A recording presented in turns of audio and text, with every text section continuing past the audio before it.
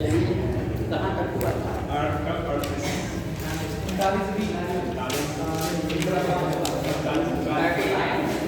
ये सर 39 तो हम लोग 5 तक पढ़ बचते थे। 36 का जो है राज्य की परिभाषा वही yes, है जो कि भाग 3 में दी Yes, गई sir. है। 37 जो है ये सारे उपनियम निर्देशक तत्व के न्यायालय द्वारा प्रवर्तनीय नहीं है, जो है लागू नहीं किए जा सकते, लेकिन शासन के लिए मूलभूत है Yes, sir. और राज्य को विधि बनाने में इसका पालन करना जो है उसका कर्तव्य है, जो है पालन करना चाहिए, ध्यान देना चाहिए। एकदम ही अवहेलना नहीं करनी है, नहीं की बाध्यता नहीं है जो उसकी अवहेलना करती है। ये किसी भी शासन प्रशासन के लिए मूलभूत है और इनका ध्यान रखना चाहिए विधि विधान या शासन चलाते हैं। और आपका 38 लोक कल्याण अभिवृद्धि के लिए सामाजिक मतलब ऐसी सामाजिक व्यवस्था सुनिश्चित करेगा जो है तो पहले देखा जो है सामाजिक आर्थिक राजनीतिक न्याय Yes, sir.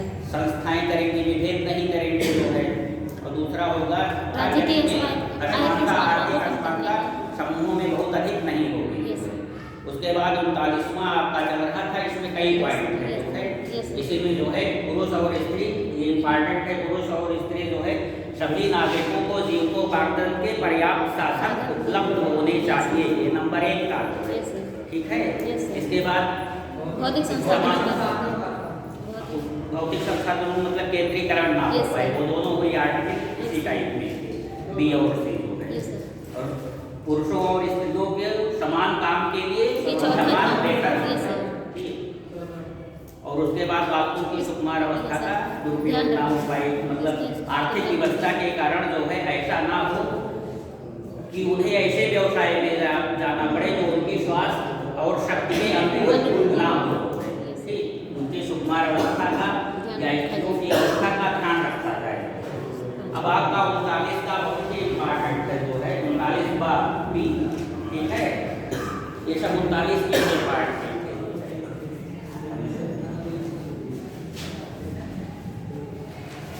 लिख लीजिए कि समान न्याय एवं निःशुल्क विधिक सहायता, समान न्याय एवं निःशुल्क विधिक सहायता।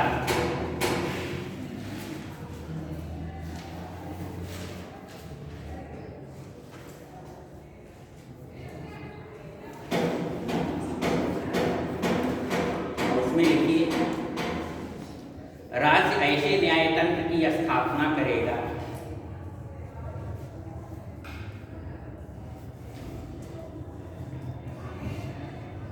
जिसमें सभी नागरिकों को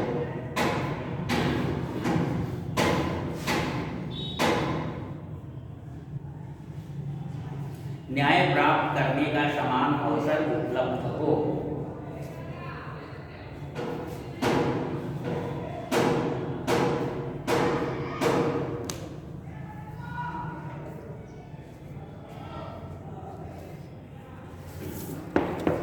कामा लगा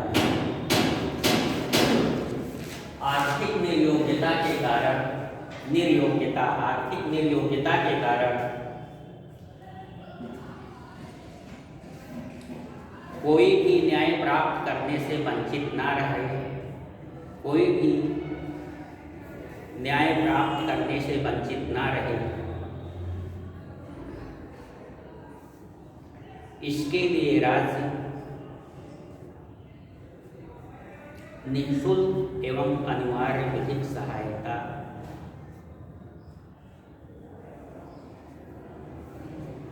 उपलब्ध कराने का प्रयास करेगा।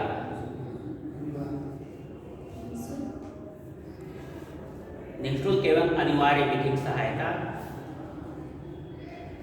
प्रदान करने का प्रयास करेगा। ठीक है, तो यहाँ न्यायतंत्र की बात की गई है।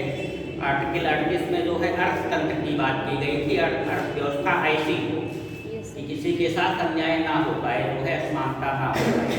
और यहाँ न्यायतंत्र के लिए बात किया गया है कि न्यायिक प्रणाली, न्यायिक सिस्टम जो है इस तरीके से इस्टेब्लिश होगा जो है कि सभी व्यक्तियों को जो है न्याय समान रूप से प्राप्त हो, जो है न्याय प्राप्त करने का समान अवसर सभी को उपलब्ध हो। ऐसा ना हो कि कोई गरीब है जो है और कोई केस उसका चल रहा है तो न्याय ना प्राप्त कर सके। न्याय ना प्राप्त कर सके जो है न्याय प्राप्त करने के लिए वकील रखे जाते हैं, एडवोकेट रख रहे हैं आप जो है, क्योंकि आप हम जो है ला के जानकार हैं नहीं जो है, तो कानून की धाराओं का जो है दलील वही हमारे तरफ से जो है जज के सामने रखता है। जैसे हमने वकील कर दिया, आपने वकील कर दिया, तो अपने बचाव हमारे बचाव के लिए वो केस लड़ता है, विभिन्न धाराएं दिखाता है वो कि ये धाराएं हैं, ये अधिनियम है जो है, हमारा मुलजिम जो है दोषी नहीं है जो है। तो ये आपकी तरफ से जो है लड़ने वाला कोई नहीं होगा, दलील पेश करने वाला, तर्क करने वाला, तो आप हार जाएंगे विपक्षी से जो है। विपक्षी का वकील लड़ रहा है, आपके पास कोई नहीं है, कोई तर्क नहीं रख रहा है जो है आपके बचाव में, वो आप हार जाएंगे, क्योंकि साक्ष्यों और नियमों के आधार पर जो है जज डिसीजन देता है जो है, और जज को भी सारी चीजें नहीं मालूम होती हैं जो है कानून के बारे में, इसीलिए वकील रखे जाते हैं। वकील खोज करके एक एक किताब से लेकर के आते हैं बचाव के लिए, ये एक्ट ऐसा है, ये एक्ट ऐसा है, हाई कोर्ट ने ये फैसला दिया था, मतलब तरह तरह के उपक्रम अपनाते हैं जो है। तो जब आपकी तरफ से नहीं रहेगा तो आपको न्याय नहीं मिल पाएगा जो है, आप दोषी करार दे दिए जाएंगे जो है, उनका वकील जो है सबल हो जाएगा आपके केस पर, विपक्षी का जो है, तो न्याय प्राप्त होने से वंचित रह जाएंगे जो है आप आर्थिक व्यवस्था के कारण, क्योंकि आप वकील का खर्चा नहीं वहन कर सकते हैं जो है, आप कमजोर और गरीब हैं। तो यही कहा गया है नीति निर्देशक तत्व में कि ऐसा ना होने पाए जो है, कि जो आर्थिक रूप से अयोग्य हो, गरीब हो जो है, वो न्याय प्राप्त करने से वंचित रह जाए जो है। तो ऐसी स्थिति में राज्य का ये कर्तव्य होगा जो है कि ऐसे व्यक्तियों को निःशुल्क और अनिवार्य विधिक सहायता उपलब्ध कराए, मतलब वकील की सहायता दिलवाए, वो इसीलिए सरकारी वकील रखे जाते हैं। आप नहीं जो है कर पा रहे हैं वकील, तो मांग करिए जो है गवर्नमेंट से, वो आपको सरकारी वकील दे देगी कि आप इनके लिए नियुक्त किए जाते हैं, इनकी केस की पैरवी आप जो है जज के सामने करिए। तो न्याय तंत्र की स्थापना इस प्रकार करने को कहा गया है, निर्देश दिया गया है कि किसी के साथ भी जो है अन्याय ना हो सके, कोई गरीब भी है तो भी न्याय प्राप्त करने से पैसों के कारण जो है वंचित न रहे। आर्टिकल 50 लिखिए, ग्राम पंचायतों का गठन, ये मोस्ट इम्पॉर्टेंट लिखिएगा, ये आर्टिकल प्रायः पूछा जाता है।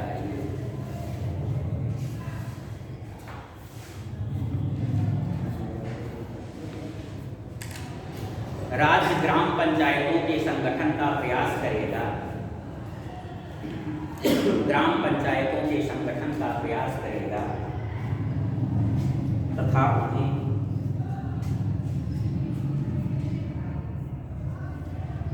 ऐसी शक्ति एवं अधिकार प्रदान करेगा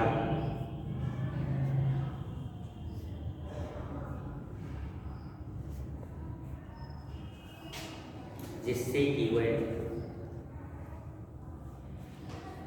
स्वायत्त शासन,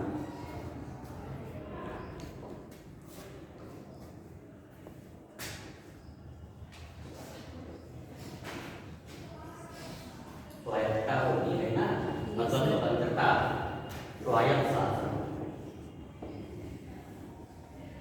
के रूप में कार्य करने में सक्षम बन सके, के रूप में कार्य करने में सक्षम बन सके।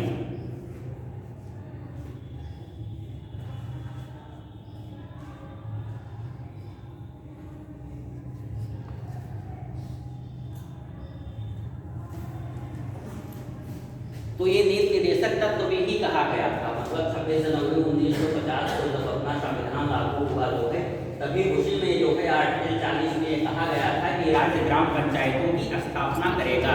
ग्राम पंचायतों की स्थापना करने के का मतलब जो है शासन का विकेंद्रीकरण, शासन जो है गांव तक पहुंचाना, गांव के लोग जो है अपना शासन खुद करें जो है, अपने आप से जो है शासन करें जो है, बाहरी मतलब बाहर से जो है उनके विकास कार्यों को कोई डील ना करें।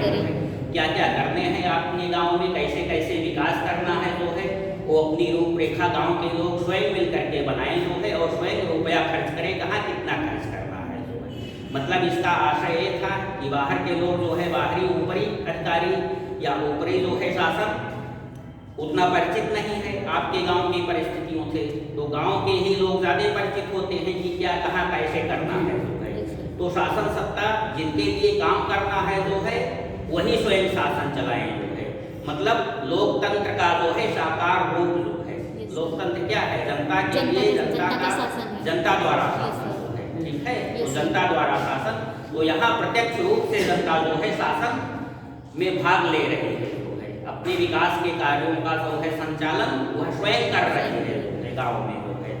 तो ये शासन का विकेंद्रीकरण, ये महात्मा गांधी का भी सपना था जो है, ग्राम पंचायतों की स्थापना करना जो है, शासन का विकेंद्रीकरण करना। तो इसी में कहा गया था जो है 26 जनवरी 1950 वाले में ही संविधान में, मतलब मूल संविधान में ही ये कहा दिया बहुत पहले। लेकिन पंचायती राज की स्थापना कब हो पाई जो है? संविधान के अनुसार जो है, संवैधानिक रूप से जो है 73वां संविधान संशोधन 1992, 73वां संविधान संशोधन 1992 में आया जो है, वो पंचायती राज अधिनियम था। पंचायतों का गठन करेगा जो है राज्य, तो उसके तहत जो है पहली बार जो है पंचायतों का गठन हुआ जो है 1993 में जो है, ठीक। और इसके पहले में तो संविधान की बात थी, लेकिन इसके पहले भी पंचायती राज की स्थापना कहीं कहीं हो चुकी थी। भले ना संविधान में रखने का मतलब वो बाध्यता हो गई उस कार्य को करने के लिए। जब संविधान में रख दिया गया तो जो है हर प्रशासन बाध्य है उसको लागू करवाने के। तो पहले संविधान में मतलब नहीं था, ये केवल निर्देश दिया गया था। उसके बाद अनुच्छेद 243 जोड़ करके जो है 243 और 11वीं अनुसूची जोड़ करके ग्राम पंचायतों की स्थापना की गई। और आर्टिकल 243 में बहुत सारे प्रावधान हैं जो है, पंचायतों का कैसे गठन होगा, कैसे इलेक्शन होगा सदस्यों का, ग्राम प्रधान का जो है कितना आरक्षण होगा, कौन कौन शक्तियां प्रदान की जाएंगी। तो उसने गठन करने के लिए ही केवल निर्देश नहीं दिया है जो है, संविधान ने ये भी कहा है कि वह उन्हें इतनी शक्तियां और अधिकार प्रदान करेगा कि वो शासन करने में सक्षम बने जो है। मतलब उन्हें मजबूत किया जाए जो है, मजबूती के साथ स्थापना किया जाए कि वो शासन जितने अधिकार और शक्तियां उन्हें प्रदान कर देती कि वो शासन करने में, स्थानीय शासन करने में सक्षम बन सके, शक्तिशाली बन सके जो है। तो ये पंचायती राज की स्थापना आपकी हुई जो है, पहली बार जो है भारत में पंचायती राज की स्थापना कब हुई?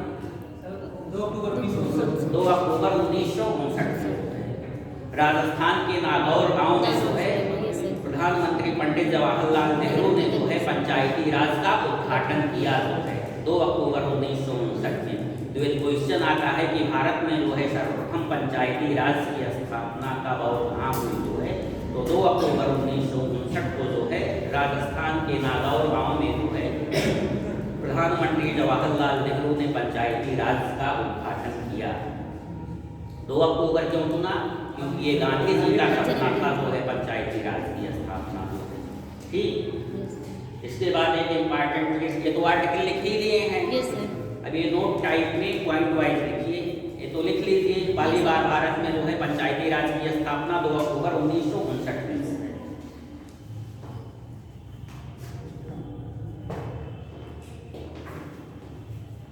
फिर नीचे लिखिए, मतलब ये इससे इतर चीजें हैं।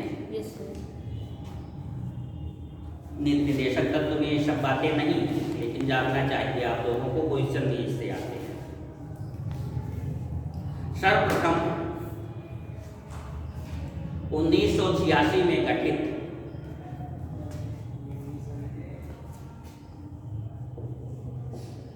थोंगन समिति,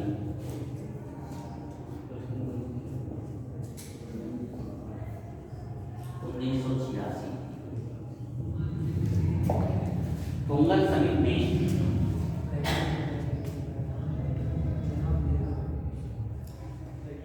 पंचायती राज को संविधान में स्थान देने की सिफारिश की थी। संविधान में स्थान देने की नहीं, थोंगन नहीं, सिंधवी सिंधवी समिति ये भी पंचायती से रिलेटेड था, लेकिन इसने नहीं किया था। सिंधवी समिति ने पंचायतों को संविधान में स्थान देने की सिफारिश की थी।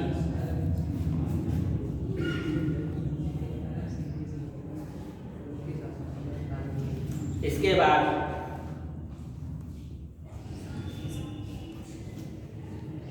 73वें संविधान संशोधन द्वारा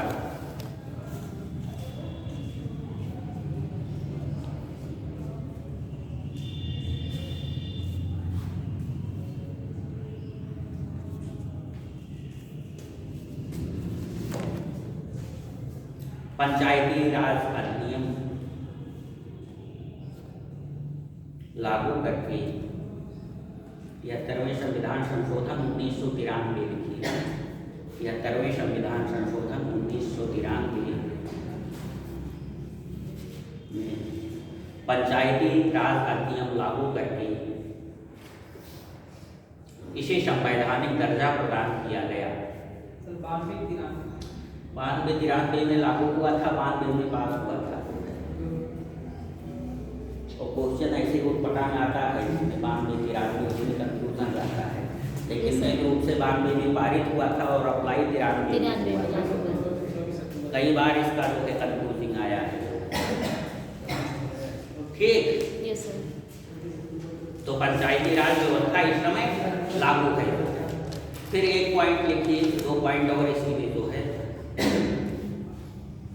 बलवंत राय मेहता समिति और अशोक मेहता 2 समितियां इंपॉर्टेंट थी, बहुत पहले की जो है। ठीक है, तो पंचायती राज का गठन करने के लिए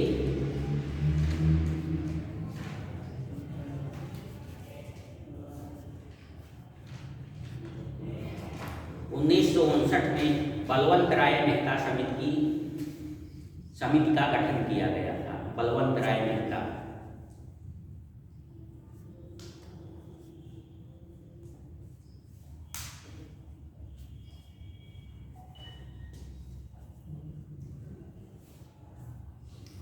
इसने त्रिस्तरीय पंचायत की सिफारिश की। त्रिस्तरीय 3 लेयर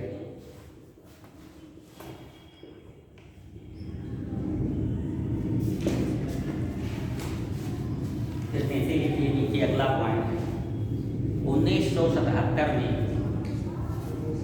अशोक मेहता समिति ने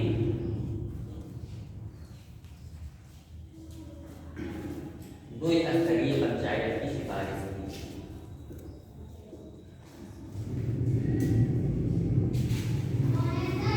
ये क्वेश्चन आता है बलवंत राय मेहता वाली। ठीक, पंचायती राज की स्थापना अभी नहीं हुई थी जो है संविधान में, 1959 की बात है। तो जवाहरलाल नेहरू की सरकार ने जो है पंचायतों के बारे में सिफारिश करने के लिए, सुझाव देने के लिए बलवंत राय मेहता की समिति गठित की। बलवंत राय मेहता समिति की काम था कि सामुदायिक विकास कार्यक्रम और सामुदायिक प्रसार कार्यक्रम जो चला था उसकी भी जो है मतलब समीक्षा करना और इसका पंचायतों के बारे में भी सुझाव देना। ठीक है, जो सामुदायिक विकास कार्यक्रम 52 में चला पंचायतों से पहले, तो ये जो है इन्होंने पंचायतों के बारे में 3 लेयर की मतलब सिफारिश की थी। 3 लेयर में एक तो जिला स्तर पर जिला पंचायत जो इस समय लागू है, विधि की व्यवस्था लागू है इस समय पंचायत, त्रिस्तरीय पंचायत है। तो जिला पंचायत, क्षेत्र पंचायत, ब्लॉक की ब्लॉक प्रमुख होते हैं ना, ब्लॉक प्रमुख बीडीसी मेंबर होते हैं। और फिर 3rd लेयर पर जो है ग्राम प्रधान और उसके सदस्य। तो त्रिस्तरीय जो है जिले स्तर पर एक पंचायत होगी जिला पंचायत, जिला पंचायत अध्यक्ष और मेंबर उसमें होते हैं जो पूरे जिले की एक तरीके से योजना बनाते हैं। और इसमें जो है क्षेत्र पंचायत कहा गया, इसे क्षेत्र समितियां कहा जाता है। अलग अलग राज्य में अलग अलग नाम है, अपने यहाँ क्षेत्र समितियां हैं जो ब्लॉक की लेयर होती है, ब्लॉक प्रमुख और बीडीसी मेंबर। और 3rd पर जो है ग्राम पंचायत, जिला पंचायत, क्षेत्र पंचायत और ग्राम पंचायत। ठीक है, और इन्होंने जो है 2 लेयर की केवल बात की थी अशोक मेहता ने, जिला पंचायत और मंडल पंचायत। मंडल पंचायत का जो है स्ट्रक्चर इनका दूसरे तरीके का, तो ये व्यवस्था लागू नहीं की गई। इन्हीं की व्यवस्था आज भी लागू है 3 लेयर। ठीक है, ये पूछता है कब गठित हुआ यार, कई कमेटियां दे दी गई, इनमें से कौन पंचायती राज से संबंधित है। तो आप सब ये ध्यान रखिएगा, ये सिंधवी समिति जो कुंगल समिति लिखा था वो भी पंचायती, वो इम्पॉर्टेंट नहीं है, रिलेटेड इसी से था। और ये त्रिस्तरीय 2 स्तरीय में रूप से बलवंत बलवंत राय मेहता का आता है त्रिस्तरीय पंचायतों की सिफारिश किस समिति ने किया था? बलवंत राय मेहता जी। Yes, sir. तो इस प्रकार से ये ग्राम पंचायतों का गठन समाप्त हुआ, जो है इसको साकार कर दिया है गवर्नमेंट ने, जो है ठीक। Yes, sir. अब लिखिए आर्टिकल 41 41 कुछ दशाओं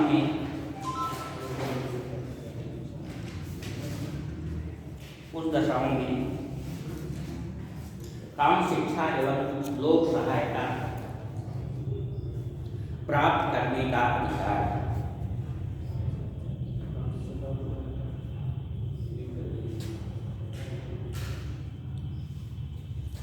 राज्य अपनी सीमाओं के भीतर रहते हुए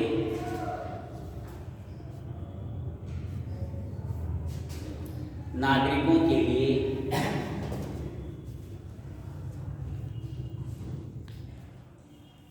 काम और शिक्षा पाने का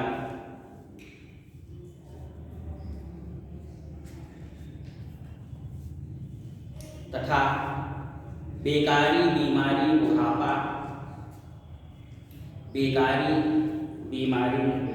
बुढ़ापा आदि दशाओं में लोक सहायता का प्रयास करेगा।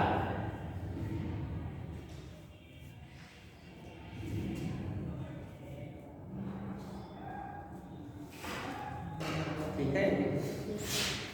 तो राज्य अपनी सीमाओं के भीतर, मतलब कह रहा है कि राज्य अपनी सीमाओं के भीतर रहते हुए, मतलब अपने संसाधनों के भीतर रहते हुए, यदि उसके पास संसाधन हैं तो सभी नागरिकों के लिए काम और शिक्षा की व्यवस्था करेगा।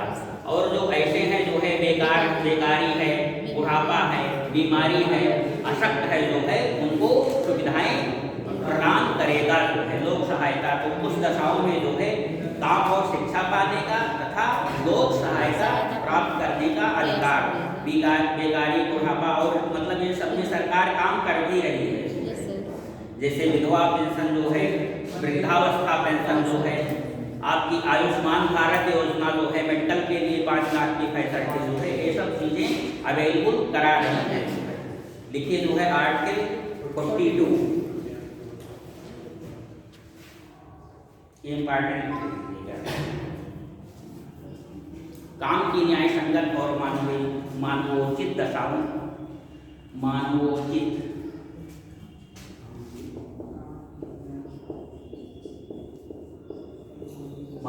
दशाओं तथा प्रसूति सहायता, ये प्रसूति सहायता से इम्पॉर्टेंट हो गया है।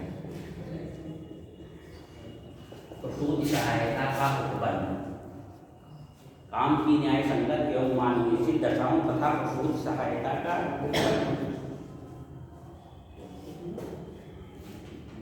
बस यही आर्टिकल की भी है। यही राज्य जो है, यही लिख लीजिए,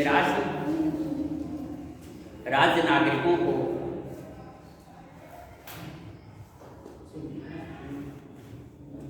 काम की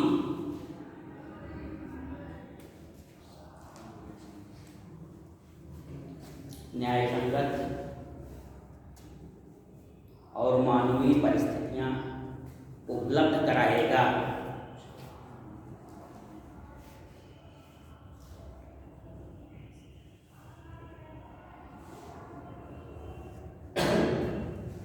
तथा प्रसूति सहायता का भी प्रबंध करेगा।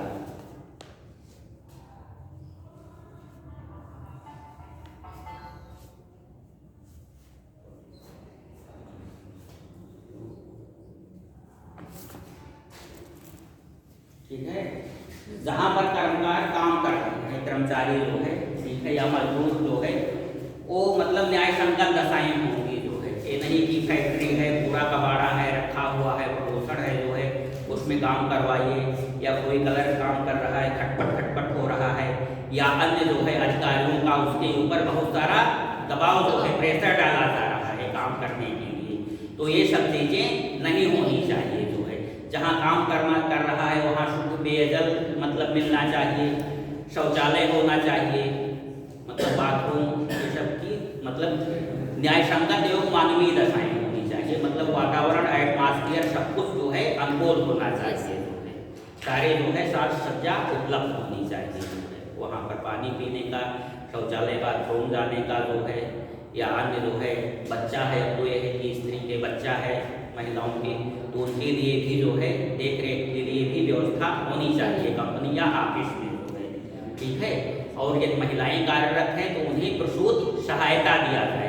प्रसूति सहायता मतलब प्रसूति यहाँ मतलब है अवकाश, प्रसूति अवकाश दिया जाए जो है। तो इस समय किसी ऑफिस में या किसी कॉलेज हॉस्पिटल में जो है महिलाएं हैं, वो 3 महीने का उन्हें अवकाश मिलता है जो है, राज्य सरकार उपलब्ध करा रही है 3 महीने का प्रसूति अवकाश, ठीक।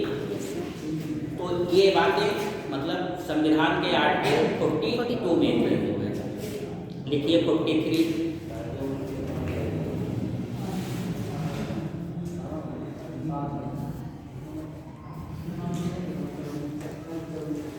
कर्मकारों के लिए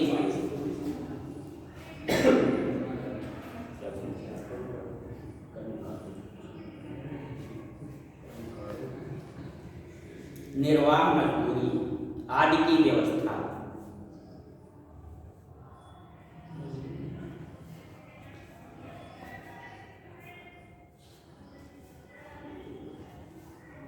राज्य कर्मकारों के लिए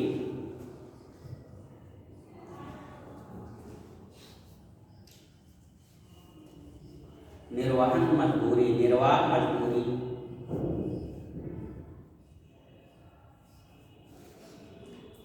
शिष्ट जीवन स्तर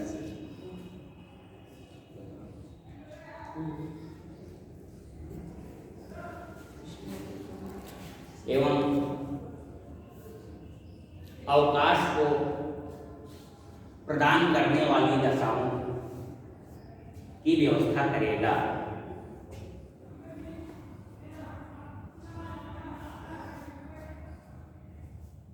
तथा कुटीर उद्योगों की स्थापना करने का भी प्रयास करेगा।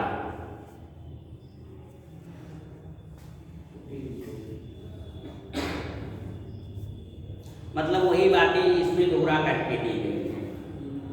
कर्मकारों के लिए जो है निर्वाह मजदूरी देगा, ये नहीं कि बहुत कम जो है मानदेय या पारिश्रमिक उन्हें दिया जाए कि उनका निर्वहन ही नहीं हो रहा। निर्वाह मजदूरी देगा, इतनी मजदूरी देगा कि एक शिष्ट जीवन स्तर हो जी सके जो है, ठीक है। मतलब आवश्यकता की जितनी न्यूनतम आवश्यकताएं हैं उनको मिल सके, इतना मतलब उन्हें वेतन देगा, पारिश्रमिक देगा जो है, ठीक। और आगे क्या है? कुटीर उद्योग, कुटीर उद्योगों का एक पार्ट लिख लीजिए, कुटीर उद्योग भेद करके जो है कुटीर उद्योग की स्थापना करना जो है इस नीति निर्देशक तत्व में दिया गया है। ये आया हुआ क्वेश्चन है, आया है।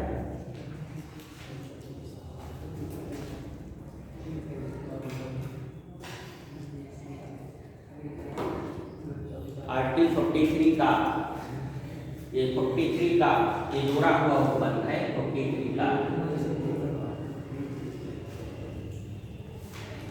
सर अब जो बताएंगे वो 43 का काम होगा।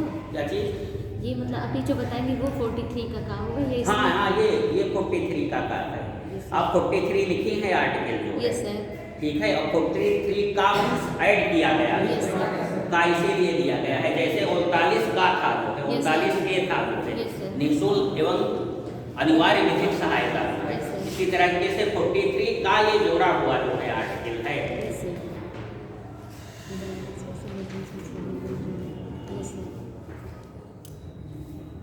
उद्योग, राज्य उद्योगों के प्रबंधन में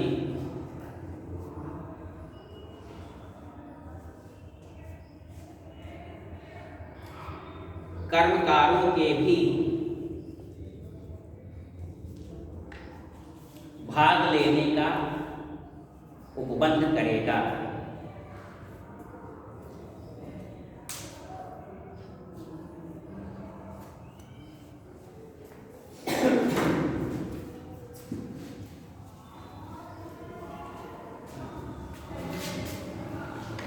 ये समझ में आया? यस इसका कहने का मतलब क्या? कर्मकारों इसका क्या अर्थ है? राज्य उद्योगों के प्रबंधन में कर्मकारों का भी भाग लेना सुनिश्चित करेगा।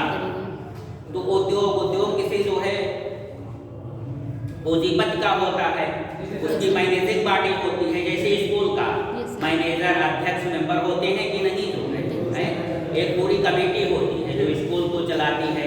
ऐसे हॉस्पिटल की कमेटी होती है जो फुली गवर्नमेंटेड नहीं है, जो है ये पूरी गवर्नमेंट की है, तो उसमें कोई मैनेजर नहीं होगा, जैसे GIC है, ठीक है। नहीं तो यहाँ APM में इसके मैनेजर हैं ना, इसके मैनेजर हैं, इसके अध्यक्ष हैं, इसके मंत्री हैं, तो जो है प्रबंधन बॉडी होती है। मतलब क्या करना है स्कूल में, नियम नियमावली वही जो है प्रबंधन तंत्र बनाता है, जो है पूरे सिस्टम को कार्य करने के लिए। और जितने कर्मचारी या प्रिंसिपल चपरासी हैं उस नियम को इनको फॉलो करना पड़ता है, जो है तो काम उसी के अनुसार काम करना पड़ता है। नहीं तो प्रबंधक जो है आपके खिलाफ, उसको बहुत सारे अधिकार होते हैं, वो कार्यवाही कर सकता है, जो है ठीक है। उसको बहुत सारे अधिकार मिले हुए हैं प्रबंधक को, जो है उसने ही अपने पैसा दे करके जो है जमीन दे करके इतनी बड़ी बिल्डिंग स्थापित करवाई है, जो है स्कूल की, तो उसका मतलब बहुत सारा अधिकार है, जो है भले गवर्नमेंट जो है इसको पैसा दे रही है, वेतन दे रही है, लेकिन बहुत सारे अधिकार जो है मतलब प्रशासन, गवर्नमेंट और मैनेजिंग बॉडी दोनों ही कर रही है। और नियम कानून नियमावली व्यवस्था कैसे चलेगी जो है इस कॉलेज की, इसका मतलब नियम कानून बनाता है मैनेजिंग बॉडी, जो है प्रबंधन तंत्र, जो है प्रबंधन तंत्र, और वो सारे जो है कर्मचारी, शिक्षक फॉलो करते हैं। ऐसे सभी इंस्टीट्यूट में होता है। तो यहाँ पर कहने का मतलब यह है कि टीचर, चपरासी सब फॉलो कर रहे हैं उस नियम का, ऊपर से नियम बनाया गया है और लागू हो रहा है उन सबके ऊपर। तो जो नियम को फॉलो कर रहे हैं उनसे भी राय ले लेनी चाहिए, है कोई नियम नियमावली बनाते समय जो है नीचे के लोगों से भी जो है राय लिया जाए, जो है कि हमारे लिए नियम बना है, हमें क्या दिक्कत होगी, क्या परेशानी होगी, इस नियम को फॉलो करने में हमें जो है क्या क्या कठिनाई होगी, जो है हमारा भी एक सुझाव है इसमें, मतलब ये सब सारी। तो उसके छोटे मतलब निचले स्तर के कर्मचारियों को जो है विश्वास में रखते हुए, मतलब उनकी भी सहमति ले करके जो है कोई नियम कानून प्रबंधन तंत्र बनाए। तो उद्योगों के प्रबंधन में कर्मकारों का भाग लेना सुनिश्चित है, ठीक है, उनका भी पार्टिसिपेशन हो प्रबंधन तंत्र में, क्योंकि उन्हीं को फॉलो करना है। तो नियम कानून जो है हमारे ऊपर जो अप्लाई हो रहा है उसमें हमारी भी सहमति ले लेनी चाहिए। आर्टिकल 45 मोस्ट इम्पॉर्टेंट इसमें जो है आर्टिकल है 44 ये कॉमन सिविल कोड की बात करता है, समान नागरिक संहिता।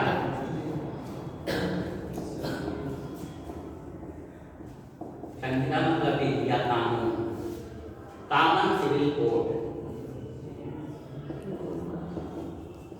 ये दिया गया है, जो है संविधान में जो है नीति निर्देशक तत्व में, मतलब 26 जनवरी 1950 में भी ये लिख दिया गया है, जो है राज्य समान नागरिक संहिता स्थापित करने का प्रयास करेगा।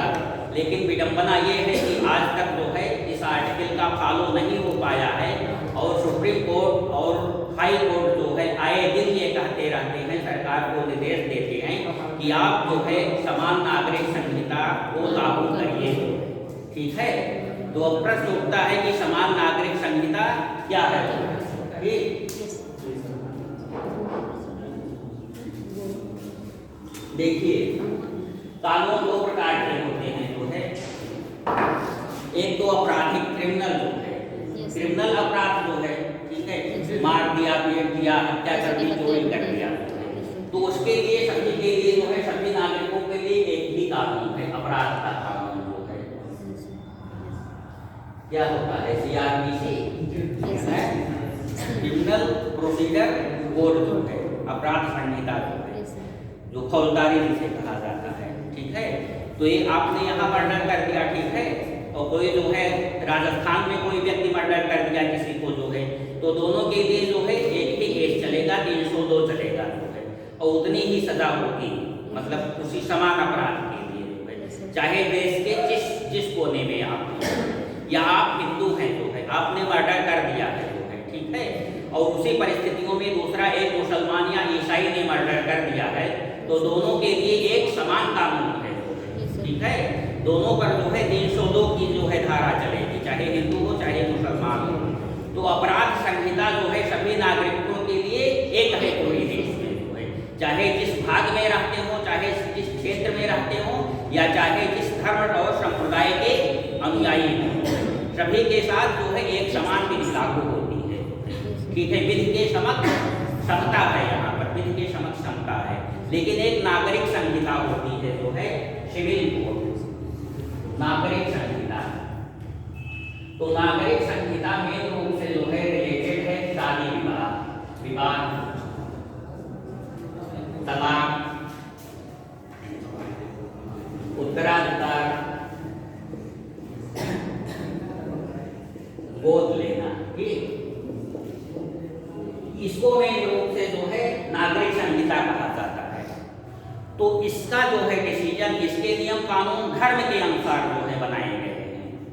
ठीक है, जैसे मतलब मुसलमानों में जो है दूसरे तरीके से शादी होती है, या उनको तलाक लेना होता है तो उनके लिए दूसरी व्यवस्था है। मतलब जज जजमेंट करेगा जो है उनके धर्म के अनुसार, धर्म में क्या बातें लिखी गई है उनके जो है। और हिंदुओं में तलाक की बात आई या गोद लेने की बात आई, कहीं विवाद फंस गया जो है, तो उसका डिसीजन हिंदू धर्म ग्रंथों के अनुसार होता है जो है।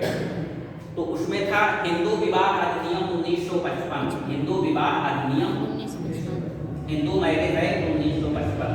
तो इसमें तलाक, विवाह, उत्तराधिकार, गोद लेना सबकी बात की गई।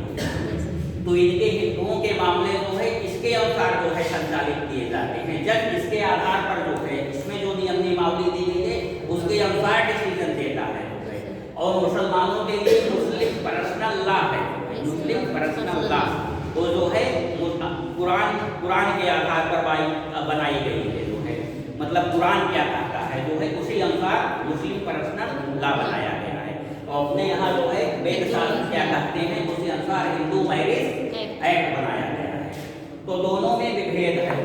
ठीक है, जैसे तलाक का मुद्दा था, 3 तलाक का मुद्दा। ठीक है, ये मुसलमानों में चला आ रहा था।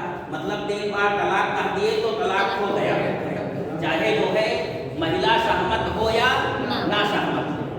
तो ये गलत बात थी ना, इतने झटके से जो है तोड़ देना जो है तलाक। और वो न्यायालय कोर्ट में जाता वो मैटर जो है, तो वो मैटर वायलेट था, क्योंकि इसी में मुस्लिम पर्सनल लॉ के अनुसार जो है वो वायलेट है। 3 बार तलाक कह करके जो है महिला चाहे सहमत हो या ना हो, चाहे जिस दशा में हो, तलाक आपका वायलेट हो गया, सर्टिफिकेट तलाक का मिल जाएगा। लेकिन अपने यहाँ जो है ऐसा सिस्टम नहीं है। एक बार शादी हो गई तो समझ लीजिए कि फंस गए आदमी। ठीक है, विवाह बंधन होता है, गठबंधन कहा जाता है। ठीक है, और वो इसी जन्मों का ही नहीं बल्कि 7 जन्मों का बंधन होता है, 7 फेरे लिए जाते हैं। और इन लोगों में जो है शादी कहा जाता है, अपने यहाँ शादी नहीं है। इनके यहाँ जो है शादी एक कॉन्ट्रैक्ट, समझौता है, एक समझौता है, कॉन्ट्रैक्ट। तो कॉन्ट्रैक्ट को कभी भी तोड़ा नहीं जा सकता है, कॉन्ट्रैक्ट को कभी भी तोड़ा जा सकता है, लेकिन जो बंधन होता है उसे आसानी से नहीं तोड़ा जा सकता। और हमारे यहाँ मतलब यहाँ तक व्यवस्था है हिंदू मैथोलॉजी में कि इस जन्म का ही नहीं बंधन है बल्कि आत्माओं का भी बंधन रहता है। इस जन्म के बाद भी 7 जन्म तक जो है उसे निभाना है उस वचन से। तो अपने यहाँ तलाक जो है साधारण परिस्थितियों में अगर पत्नी नहीं सहमत है तो प्रश्न नहीं उठता, विषम परिस्थितियों में मिल सकता है। ठीक है, इसी तरीके से विवाह की भी बात है। शादी मतलब साथ,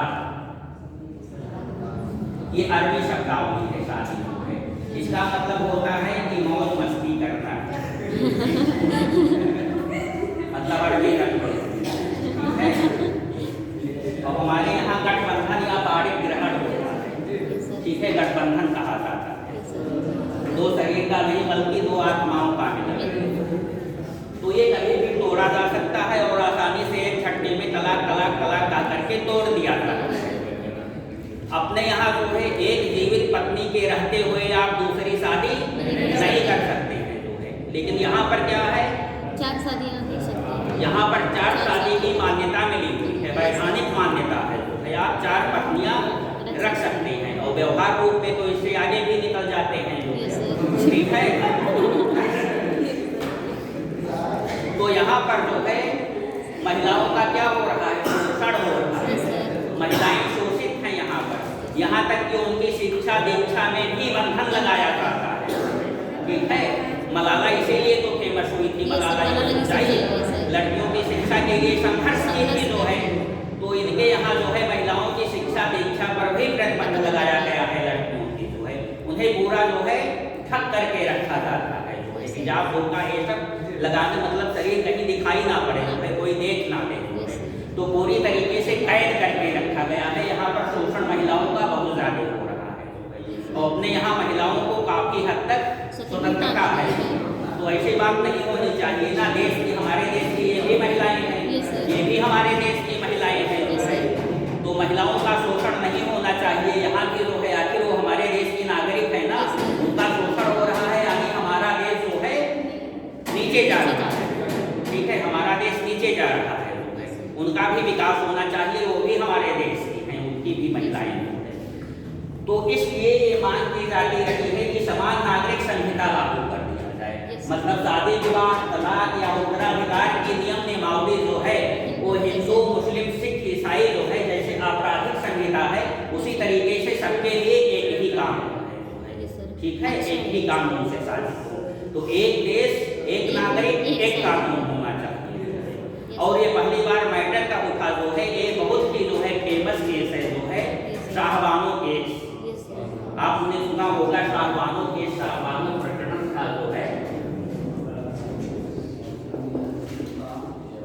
ये 1986 का मैटर था, ये सुप्रीम कोर्ट ने डिसीजन दिया था, सुप्रीम कोर्ट ने इसी में जो है इसमें डिसीजन दिया था कि राज्य को जो है समान नागरिक संहिता लागू करने का प्रयास करना चाहिए, जो कि नीति निर्देशक तत्व में भी दिया गया है पहले से जो है।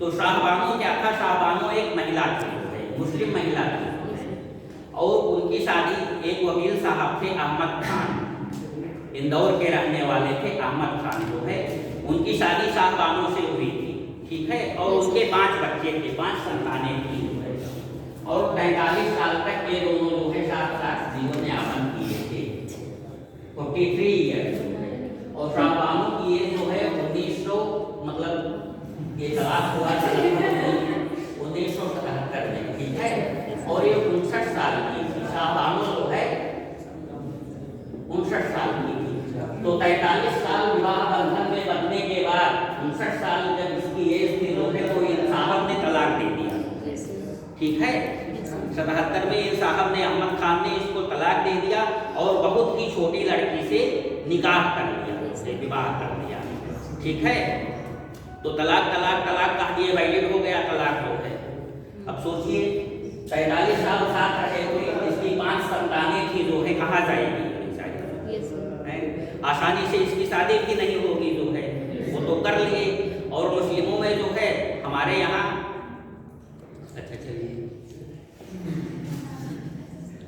कर लिए जो है, तो इसे मतलब निर्वाह भत्ता की मांग की न्यायालय में जाकर के जो है कि हमें निर्वाह भत्ता प्रदान करेंगे जो है, हमारे पास 5 संतानें हैं, हम असहाय हैं जो है, जीविकोपार्जन का कोई साधन नहीं है जो है, तो हर न्यायालय ने जिला न्यायालय से जो है ले करके हाई कोर्ट तक जो है सबने इसके पक्ष में जो है डिसीजन दिया कि अहमद खान साहब आप इसको निर्वाह भत्ता दीजिए जो है, लेकिन वो नहीं दे रहे थे, फिर मामला जो है वो सुप्रीम कोर्ट में अपील कर दिए जो है, तो सुप्रीम कोर्ट में मैटर आया, तो 1986 में जो इस समय के जो है चीफ जस्टिस हैं DY चंद्रचूड़ जो है, इनके पिताजी थे वो भी सुप्रीम कोर्ट के चीफ जस्टिस रह चुके हैं, YD चंद्रचूड़, उनके जो है अध्यक्षता में 5 सदस्यीय संविधान पीठ जो है इस पर सुनवाई की थी।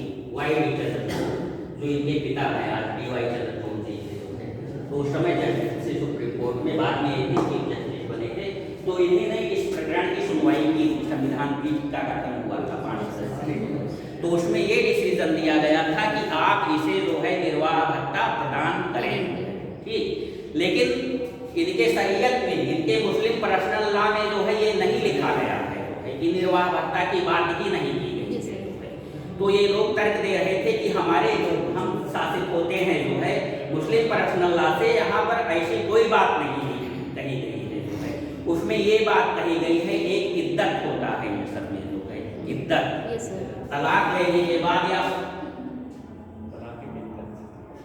तलाक लेने के बाद या पति की मृत्यु होने के बाद कुछ समय तक, जब तक इसकी दूसरी शादी नहीं हो जाती है महिला की जो है, ठीक है, कुछ टाइम पीरियड होता है, उसमें जो है वो शादी भी नहीं कर सकती है जो है। ये लगभग 3 महीने 10 दिन होता है तलाक लेने के बाद, 3 महीने 10 दिन।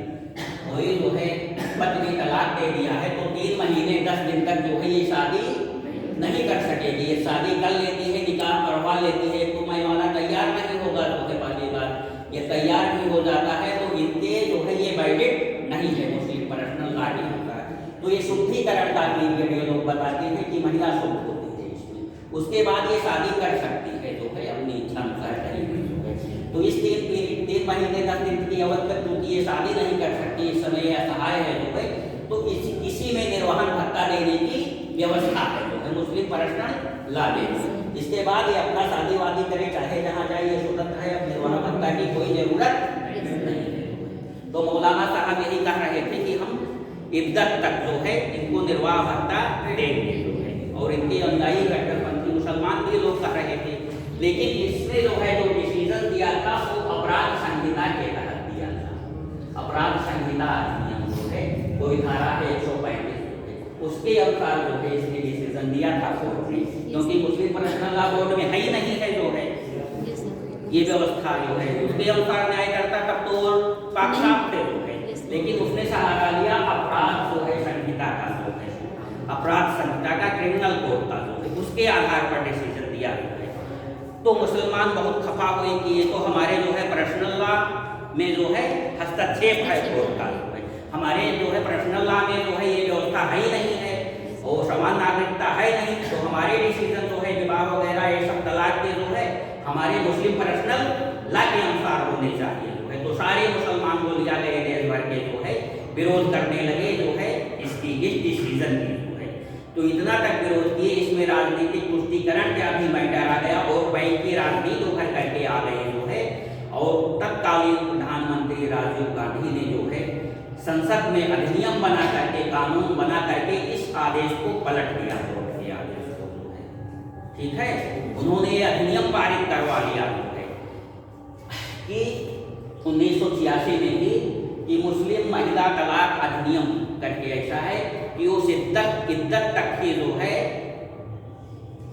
निर्वाह भत्ता देने के लिए बाध्य है होगा जो है। इसके बाद जो है वो उसकी इच्छा पर है जो है, और उसमें ऐसी बात थी कि अगर मतलब उसे भत्ता चाहिए, वो अयोग्य है जो है, तो इनके मुस्लिम वक्फ बोर्ड वगैरह है जो है वो निर्वाह भत्ता दे सकते हैं जो है, यदि उनकी इच्छा हो। तो इस फैसले को इतनी बड़ी राजनीति किया उन्होंने जो है, ठीक है, जबकि बहुत सारे मुस्लिम सांसद जो है इसके पक्ष में थे। एक गृह मंत्री थे, कोई मुस्लिम, हमें नाम नहीं याद आ रहा, इसी पीरियड में जो है जब ये पारित हुआ था, राजीव गांधी प्रधानमंत्री थी और गृह मंत्री थे जो है, और उन्होंने जो है इस्तीफा दे दिया, गृह मंत्री पद से त्याग पत्र दे दिया और कांग्रेस की सदस्यता भी त्याग दी, मुसलमान होते हुए भी जो है, ठीक है। तो चूंकि बहुत मजबूत सरकार थी राजीव गांधी की, काफी बहुमत वाली सरकार थी, इंदिरा गांधी के मरने के बाद जो है संवेदनशीलता के कारण जो है इलेक्शन हुआ था और बम्पर जो है वो कांग्रेस पाई थी, बम्पर सीटें मिली थी, तो कुछ भी कर सकते थे वो जो है। तो उन्होंने मतलब हिंदू संगठनों के विरोध के बावजूद भी इसके निर्णय को पलटने के लिए सुप्रीम कोर्ट को अधिनियम बना दिया है। अब अधिनियम बना दिया तो फॉलो होगा, तो इसका क्या प्रभाव पड़ा? मुस्लिम लोग तो खुश हो गए जो है, मुस्लिम आबादी, लेकिन अब हिंदू की बात आई जो है, अब हिंदू नाराज होंगे ना, मुस्लिम तुष्टीकरण तो इन्होंने कर दिया जो है, और इसी के कारण जो है मुस्लिम तुष्टीकरण का दोष आज भी जो है कांग्रेस के ऊपर लगाया जाता रहा है। तभी से आज भी जो है इस मतलब कलंक से वो मुक्त नहीं हो पाई है जैसा राजीव गांधी ने किया। तो अब हिंदू लोग जो है नाराज होने लगे, खफा होने लगे, तो इन्होंने क्या किया जो है, राम मंदिर का प्रकरण चल रहा था जो है, राम जन्मभूमि बाबरी मस्जिद विवाद न्यायालय में जो है बहुत दिनों से जो है लंबित था। तो इन्होंने क्या किया जो है, कोर्ट ने डिसीजन दे दिया फैसलाबाद के जो है कोर्ट ने कि ताला खोल दिया जाए, मंदिर का ताला खोल दिया जाए, और वहां पर राजीव गांधी गए जो है ताला खुलवाने के बाद जो है बाकायदे पूजा अर्चना किए रामलला की और ईंटा रख करके मंदिर का शिलान्यास भी किए। मतलब ये डैमेज कंट्रोल के लिए था।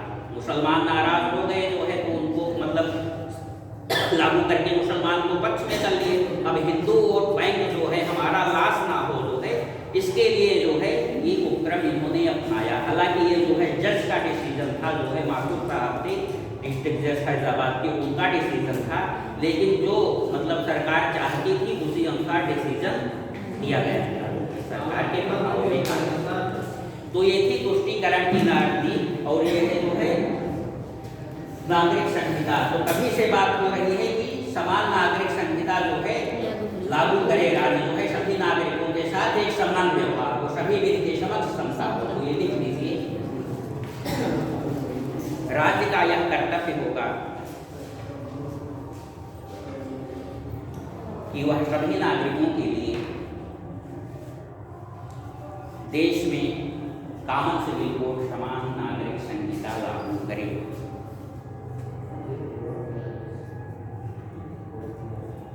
बस इतना ही। फिर नीचे नोट में लिख लीजिए, तुष्टिकरण की राजनीति के कारण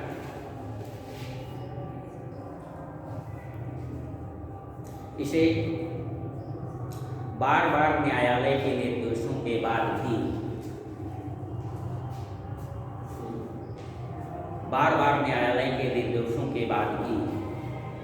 अभी तक लागू नहीं किया जा सका है।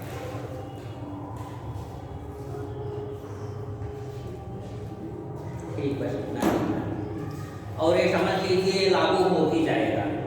ये कोई गवर्नमेंट दूसरी है इस समय।